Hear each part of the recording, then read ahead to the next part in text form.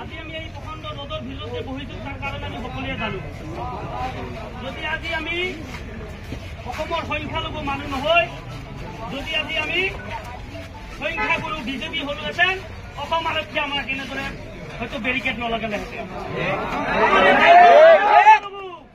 এই সংখ্যালঘু হোৱাৰ কাৰণে আমাৰ লগত এই অন্যায়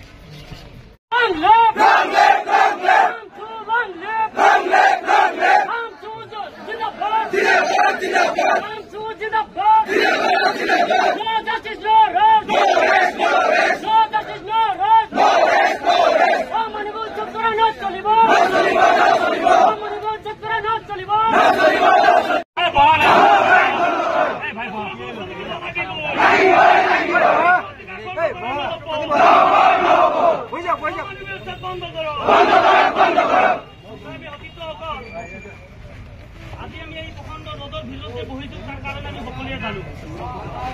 যদি আজি আমি অসমৰ সংখ্যালঘু মানুহ নহয় যদি আজি আমি সংখ্যাগুৰু বিজেপি হলোহেঁতেন অসম আৰক্ষীয়ে আমাক এনেদৰে হয়তো বেৰিকেড নলগালেহেঁতেন এই সংখ্যালঘু হোৱাৰ কাৰণে আমাৰ লগত এই অন্যায়